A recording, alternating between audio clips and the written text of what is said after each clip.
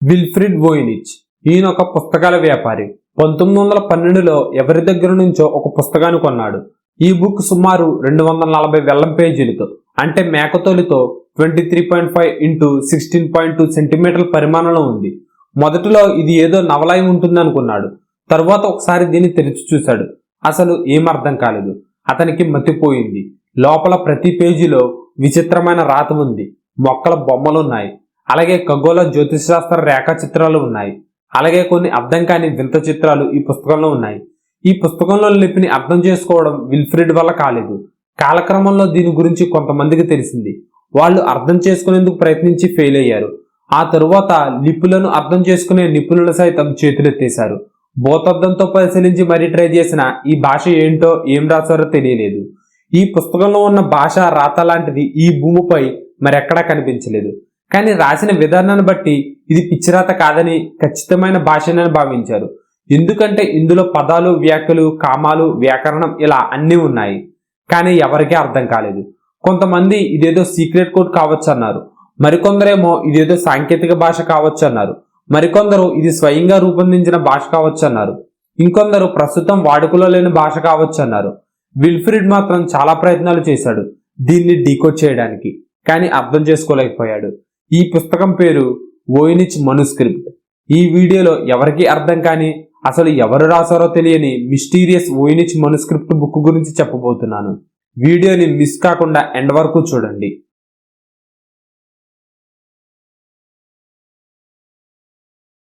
ఈ వోయినిచ్ మనుస్క్రిప్ట్ అనేది ఒక రహస్య గ్రంథం. ఇది అనేక శతాబ్దాలుగా అర్థం చేసుకోవడానికి కష్టంగా ఉన్న పుస్తకం. ఏ భాషలో రాయబడ్డదో కూడా అర్థం కాకుండా ఉన్న ప్రాచీన పుస్తకం. ఇది 240 పేజీల వెల్లం, అంటే మేక చర్మంతో దీని పేజీలు రూపొందించబడ్డాయి. ఇది పూర్తిగా చేతితో వ్రాయబడింది. ఇందులో ఉన్న లిపితో రాసినవి తెలియని వ్యాఖ్యలు, కోడ్ లాంటి అక్షరాలు ఉంటాయి. ఇందులో చాలా విచిత్రమైన చిత్రాలు ఉన్నాయి. అవి ఏంటో మనకు తెలియని మొక్కలు, పురుషులు, మహిళలు, గ్రహాలు, జంతువులు మరియు రసాయన ప్రక్రియలకు సంబంధించిన చిత్రాలు ఉన్నాయి. కార్బన్ డేటింగ్ పరీక్షలో ఇది 15వ శతాబ్దానికి చెందినదిగా తెలిసింది. అంటే మధ్యయుగానికి చెందిన పుస్తకం. ఒక పత్రం అనుకోవచ్చు. ఇది కొన్ని వందల ఏళ్లుగా పజిల్లాగా సవాల్ విసురుతుంది. ఇప్పటికీ కూడా దీన్ని ఎవరూ చదవలేకపోయారు. ఈ బుక్ లో వివిధ విభాగాలు ఉన్నాయి. వాటిలో ఒకటి హెర్బల్, తెలియని మొక్కల చిత్రాలు అనుకోవచ్చు. ప్రతి పేజీలో 1 లేదా 2 మొక్కల చిత్రాలు ఉన్నాయి. ఇందులో ఉన్న కొన్ని మొక్కలు భూమిపై ఎక్కడా కనబడలేదని శాస్త్రవేత్తలు అభిప్రాయపడుతున్నారు. మొక్కల చిత్రాల పక్కన వోయినిచ్ భాషలో గల వ్యాఖ్యలు ఉన్నాయి. ఈ వ్యాఖ్యలు వాటి ఔషధ ప్రయోజనాలు వివరిస్తున్నాయా లేదా వేరేదైనా సంకేతాలను సూచిస్తున్నాయనేది ఇప్పటికీ అర్థం కాలేదు. కొంతమంది శాస్త్రవేత్తలు ఈ చిత్రాలను ఆధునిక మొక్కలతో పోల్చి చూడడానికి కృషి చేస్తున్నారు. కొన్ని హైపోథెసిస్ ప్రకారం ఇది అప్పటి హెర్బల్ మెడిసిన్ బుక్ గా భావించవచ్చు. వోయినిచ్ మనుస్క్రిప్ట్ లోని హెర్బల్ విభాగం అనేది అత్యంత ఆశ్చర్యం కలిగించే భాగాల్లో ఒకటి. ఇందులో అనేక అపరిచిత మొక్కల చిత్రాలు ఉన్నాయి. ఇవి ఇప్పటి వరకు గుర్తించబడలేకపోయాయి. ఈ విభాగం ఆధునిక కాలంలో ఔషధ శాస్త్రం లేదా ఆయుర్వేద చికిత్సలతో పోలికలుగా పరిగణించబడుతుంది. ఇప్పటికీ వోయినిచ్ మనుస్క్రిప్ట్ రహస్యాలను మరింత ఆసక్తికరంగా మార్చే అంశాలలో హెర్బల్ భాగం ఒకటి. ఇది నిజంగా ఔషధ మొక్కలపై ఆధారపడిన పుస్తకమా లేదా ఒక మోసపూరిత పుస్తకమా అన్నది శాస్త్రవేత్తలు ఇంకా తెలుసుకునే ప్రయత్నంలో ఉన్నారు. కొన్ని అనాలిసిస్ ప్రకారం ఇందులోని మొక్కలు మధ్యయుగ ఐరోపా లేదా ఆసియా ప్రాంతాలకు చెందినదిగా భావిస్తున్నారు. అయితే ఖచ్చితమైన సంబంధం ఇప్పటికీ నిర్ధారించబడలేదు. రెండవ విభాగం ఆస్ట్రోనామికల్, ఆకాశ చిహ్నాలతో కూడిన చార్టులు మరియు డయాగ్రామ్లు. ఇందులో సర్క్యులర్ డయాగ్రామ్స్ కనిపిస్తాయి. ఈ వృత్తాలు సూర్యుడు, చంద్రుడు మరియు ఇతర గ్రహాలను సూచించేలా ఉన్నాయి. కొన్ని గ్రహాల చుట్టూ ఉన్న రేఖలు ఆ గ్రహాల కక్షలను సూచిస్తున్నాయని అనిపిస్తుంది. కొన్ని నక్షత్రాల సమూహాలు అంటే స్టార్ క్లస్టర్లు డయాగ్రామ్ రూపంలో ప్రదర్శించబడ్డాయి. మనుస్క్రిప్ట్ లో 12 వృత్తాలు కనిపిస్తాయి. ఇవి జ్యోతిష శాస్త్రంలో ఉపయోగించే జోడియాక్ చిహ్నాలను సూచించే అవకాశం ఉంది. కొన్ని పేజీల్లో మేషం, వృషభం, మిథునం వంటి సంకేతాలను పోలి ఉన్న రేఖాచిత్రాలు ఉన్నాయి. వీటి చుట్టూ ఉన్న చిన్న చిన్న మానవ ఆకృతులు, టైనీ హ్యూమన్ ఫిగర్స్ ఉన్నాయి. ఇవి ఖగోళ సంబంధిత శాస్త్రాల ఆధారంగా నక్షత్రాలను సూచించే అవకాశం ఉంది. చంద్రుడి కక్ష మార్గాన్ని సూచించేలా కొన్ని చార్ట్లు ఉన్నాయి. సూర్యోదయం, సూర్యాస్తమయం, రాహుకేతుల మార్గాలను సూచించేలా కొన్ని ఆకృతులు ఉన్నాయి. కొన్ని ఆస్ట్రోనామికల్ పేజీల్లో నీటితో సంబంధం ఉన్న చిత్రాలు కూడా కనిపిస్తాయి. ఇది చంద్రుని ప్రభావం వల్ల సముద్ర అలలు కదలిక సూచించే అవకాశం ఉంది. ఈ విభాగాన్ని జ్యోతిష శాస్త్రం మరియు ఖగోళ శాస్త్రం కలిసిన ప్రాచీన సిద్ధాంతంగా భావిస్తున్నారు. ఈ మనుస్క్రిప్ట్ లో ఈ విభాగం దాని మిగిలిన భాగాల వల్లనే శాస్త్రవేత్తలు మరియు కోడ్ బ్రేకర్లకు అంతుచిక్కని మిస్టరీగా ఉంది. ఇది ఒక దాచిన ఖగోళ గణతి పద్ధతిగా, అంటే సీక్రెట్ ఆస్ట్రోనామికల్ క్యాలిక్యులేషన్ మెథడ్ గా ఉండవచ్చని కొందరు నమ్ముతున్నారు. ఇక మూడవది బయోలాజికల్. ఈ విభాగంలో అనేక మనుషుల ఆకృతులు, అసాధారణమైన శరీర నిర్మాణాలు, నీటి ప్రవాహాలు, రహస్య రేఖాచిత్రాలు ఉన్నాయి.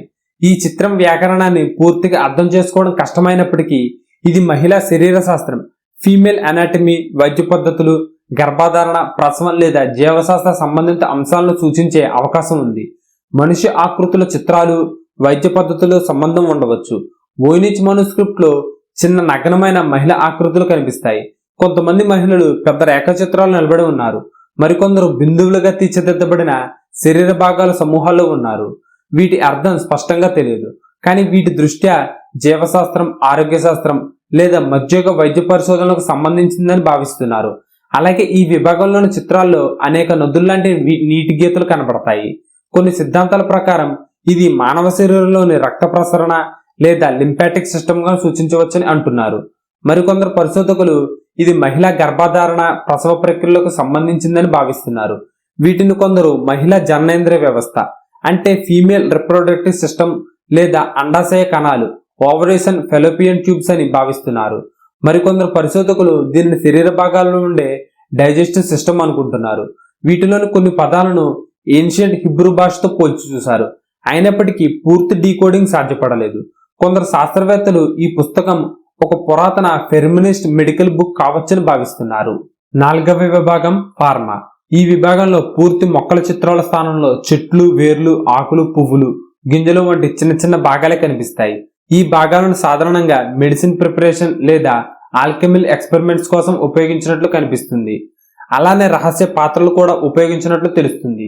ఈ విభాగంలో అనేక మట్టి లేదా లోహ పాత్రల జార్స్, బాటిల్స్, వెజిల్స్ చిత్రాలు కనబడతాయి.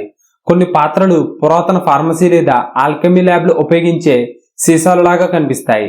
ఈ పాత్రలపై కొన్ని గూఢాచార లిపి, మిస్టీరియస్ స్క్రిప్ట్ గీసినట్లు కనిపిస్తుంది.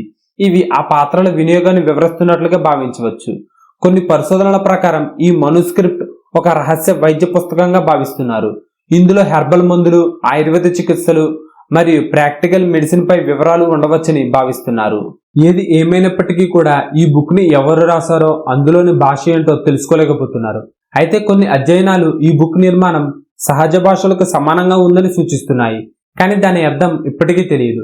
అయితే ఏల్ యూనివర్సిటీస్ లైబ్రరీ ఇది ముఖ్యంగా అత్యంత అరుదైన పుస్తకాలు, ప్రాచీన మనుస్క్రిప్ట్లను, చారిత్రాత్మక పత్రాలు భద్రపరిచే కేంద్రంగా ఉంది. మనుస్క్రిప్ట్ పై కొనసాగుతున్న అధ్యయనాలు ఆధునిక అంతర్శాస్త్రీయ విధానాలు, భాషాశాస్త్రం, కంప్యూటర్ సైన్స్ మరియు కృత్రిమ మేధస్సును కలిపి ఈ రహస్యాన్ని పరిష్కరించడానికి ప్రయత్నిస్తున్నాయి. అలాగే Yale universities library and manuscript library high resolution digital scans ను ఉచితంగా అందుబాటులో ఉంచింది. దీని ద్వారా వోయినిచ్ మనుస్క్రిప్ట్ లో చిన్న అక్షరాలు, సాంకేతిక రేఖలు మరియు మైక్రో డీటెయిల్స్ ఉన్నాయి. ఇవి మామూలు స్కానింగ్ ద్వారా అర్థం కావడం కష్టం. అందుకే హై రెజల్యూషన్ ఫోటోగ్రఫీ ద్వారా వీటిని మరింత స్పష్టంగా చూడవచ్చు. కోడ్ బ్రేకర్లు మరియు భాషా నిపుణులు సంకేత లిపిని డీకోడ్ చేయడానికి హై రెజల్యూషన్ చిత్రాలను ఉపయోగిస్తున్నారు. ఏఐ బేస్డ్ అనాలిసిస్ కోసం కూడా వీటిని ఉపయోగిస్తున్నారు. పేజీలలో చిన్న చిన్న ముద్రణ పొరపాట్లు లేదా రహస్య అక్షరాలు ఉన్నాయా అనే విషయాన్ని హై క్వాలిటీ ఇమేజింగ్ ద్వారా పరిశీలిస్తున్నారు.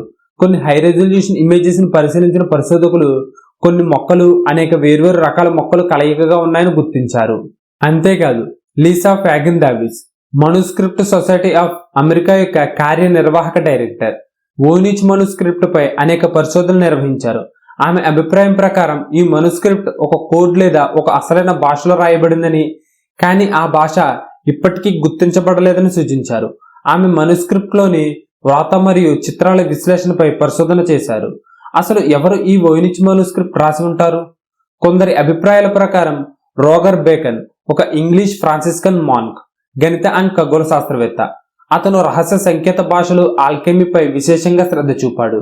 కొన్ని సిద్ధాంతాల ప్రకారం బేకర్ వోయినిచ్ మనుస్క్రిప్ట్ రాశాడని అన్నారు, కానీ ఈ సిద్ధాంతం నిర్ధారణ కాలేదు. ఎందుకంటే కార్బన్ డేటింగ్ ప్రకారం ఈ మనుస్క్రిప్ట్ 15వ శతాబ్దానికి చెందినది, కానీ బేకన్ 13వ శతాబ్దంలో జీవించాడు. మరో వ్యక్తి John Dee and Edward Kelley, John Dee ఒక ఖగోళ శాస్త్రవేత్త, మాంత్రికుడు అండ్ గూఢచారి. ఎడ్వర్డ్ కెల్లీ ఒక ఆల్కెమిస్ట్, రహస్య భాషా నిపుణుడు. వీరు రాణి ఎలిజబెత్ కాలంలో రహస్య భాషలు, ఆల్కెమీ అండ్ మాంత్రిక శాస్త్రంపై పరిశోధనలు చేశారు. కొందరు భావిస్తున్నట్లు జాన్ డి లేదా కెల్లీ వోయినిచ్ మనుస్క్రిప్ట్ ను రాసి ఉండొచ్చు, ఎందుకంటే వీరు రహస్య సంకేత భాషలను అభివృద్ధి చేసినట్లు చరిత్రలో తెలుస్తుంది. అయితే ఈ సిద్ధాంతానికి ఏ చారిత్రాత్మక ఆధారాలు లేవు. మరో వ్యక్తి విల్ఫ్రెడ్ వోయినిచ్. వోయినిచ్ మనుస్క్రిప్ట్ ను కనుగొన్న వ్యక్తి. కొందరు నమ్ముతున్నట్లుగా అతడు ఈ గ్రంథాన్ని సృష్టించి ఒక పురాతన పుస్తకంగా అమ్మేందుకు మోసానికి పాల్పడ్డాడని అనుకుంటున్నారు. కానీ కార్బన్ డేటింగ్ ప్రకారం ఈ మనుస్క్రిప్ట్ 1404-1438 కాలానికి చెందినదిగా తేలింది. కాబట్టి ఇది వోయినిచ్ సృష్టించిన మోసపూరిత పుస్తకం కాదు అని నిర్ధారణకు వచ్చారు. అయితే 15వ శతాబ్దంలో చాలా మాంకులు మూలిక ఔషధాలు, ఖగోళ శాస్త్రం మరియు ఆల్కెమీపై పుస్తకాలు రాశారు. కొన్ని పరిశోధనల ప్రకారం వోయినిచ్ మనుస్క్రిప్ట్ ను ఒక తెలియని మాంక్ రహస్యంగా రాసి ప్రాచీన ఔషధ గ్రంథంగా ఉపయోగించారని భావిస్తున్నారు. కానీ ఈ సిద్ధాంతానికి కూడా చారిత్రాత్మక ఆధారాలు లేవు. వోయినిచ్ మనుస్క్రిప్ట్ ను డీకోడ్ చేయడానికి, అర్థం చేసుకోవడానికి అనేక ప్రయత్నాలు చేసినప్పటికీ ఇది చరిత్రలో అత్యంత సమస్యాత్మకకరమైన చమత్కార పత్రాలలో ఒకటిగా మిగిలిపోయింది. మనం కూడా దీన్ని డీకోడ్ చేయాలి అనుకుంటే ప్రయత్నించవచ్చు. యేల్ యూనివర్సిటీలో ఈ పుస్తకాన్ని భద్రపరిచారు. 2016లో కొందరు శాస్త్రవేత్తలు కంప్యూటర్ మోడల్స్ ద్వారా కొంత సమాచారాన్ని అర్థం చేసుకున్నట్లు ప్రకటించారు. 2020లో మరో పరిశోధకుడు దీని హెబ్రూ భాషలో రాయబడిందని ప్రకటించాడు. కానీ దీనికి ఇంకా పూర్తి నిర్ధారణ లేదు. మనం ఇదంతా తెలుసుకున్నాక మనకొకటి అర్థం కావాలి. ఇది మానవ జ్ఞానానికి మించిన గ్రంథమా, లేదా ఈ పుస్తకం నిజంగా ఒక రహస్యమైన ప్రాచీన జ్ఞానం కలిగినదా, లేక ఇది ఒక కేవలం మామూలు కథనా, లేదా దీని పూర్తి అర్థం తెలియకుండా మానవుడు ఇంకా అచేతనంగానే ఉన్నాడా? ఇంతకీ వోయినిచ్ మనుస్క్రిప్ట్ లో ఏముంది? ఈ ప్రశ్నకు సమాధానం ఇప్పటికీ లభించలేదు. ఈ గ్రంథం భవిష్యత్తులో మనం అర్థం చేసుకునే రోజును ఆసక్తిగా ఎదురు చూస్తుంది. ఈ మనుస్క్రిప్ట్ పై మీ అభిప్రాయాన్ని కామెంట్ సెక్షన్ లో కామెంట్ చేయండి. ఈ వీడియో నచ్చినట్లయితే లైక్ చేయండి, షేర్ చేయండి. ఇలాంటి మరిన్ని వీడియోస్ కోసం క్రేజీ మ్యాటర్ ఛానల్ ను ఇప్పుడే సబ్స్క్రైబ్ చేసుకుని పక్కనే ఉన్న బెల్ ఐకాన్ని యాక్టివేట్ చేసుకోండి.